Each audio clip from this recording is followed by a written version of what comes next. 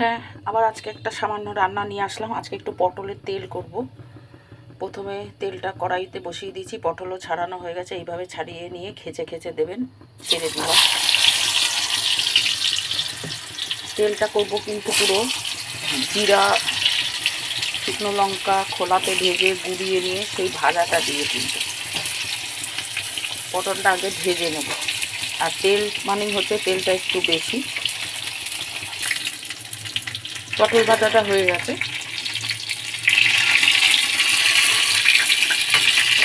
একদম এরকম লাল লাল করে কড়া করে ভেজে নিতে হবে।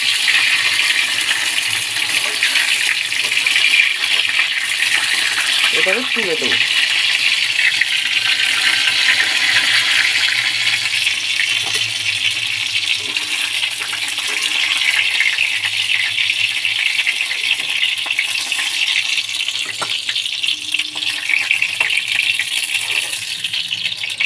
আমি খুব ঘরোয়া রান্নাটা রাঁধি বলে বারবার করেই দেখাই।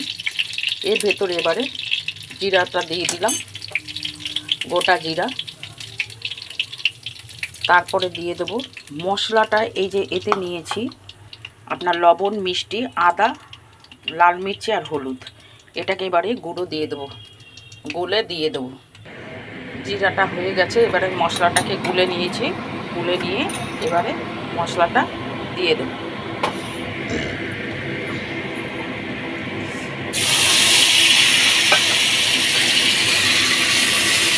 মশলাটা দেওয়ার পরে তেজপাতাটা দিয়ে দেবো। মশলাটা জলটা ছাড়লেই, তেলটা বেরিয়ে গেলেই তারপরে আপনার ভাজা জিরে, যেটা এই যে আমি খোলাতে জিরে শুকনো লঙ্কা ভেজে গুঁড়ো করে নিয়েছি, সেইটা দিয়ে তারপরে পটলগুলো ছেড়ে দিয়ে সামান্য জল দিয়ে দেবো। যেহেতু এটা তেলের ওপর পুরো রান্না হচ্ছে,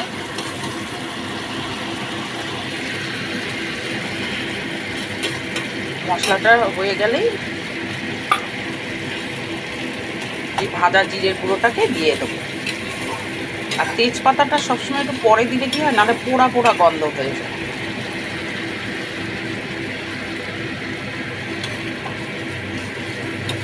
কেন জিরেটা দিয়ে তার ভাজা যাবে না, এই জন্য এই মশলাটাকে ভেজে নিলাম।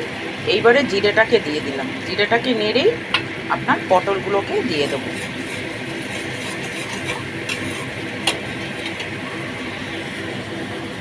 এই পটলগুলোকে সব দিয়ে দেবো। খুব ঝটপট রান্না। এটা পুরো তেলের ওপর এখন হবে। ঢাকা দিয়ে দেবো। কিচ্ছু জল ফল দেওয়ার ব্যাপারই নেই।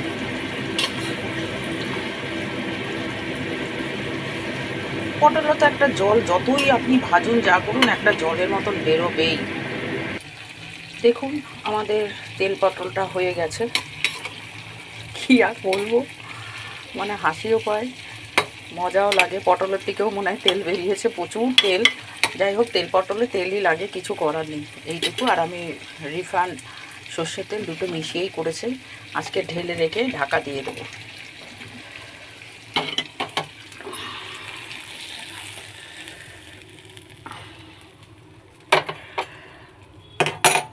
খুব মানে ফটাফট রান্না।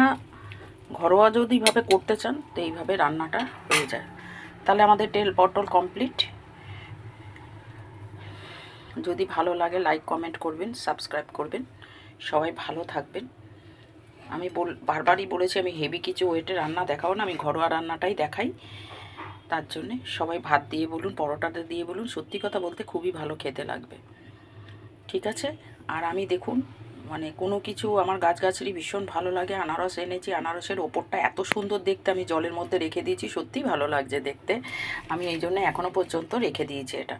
আমার ভালো লাগে আমি এই সমস্ত গাছগাছালি নিয়ে থাকতে। যাই হোক, সবাই ভালো থাকবেন, সবাইকে ভালো রাখবেন।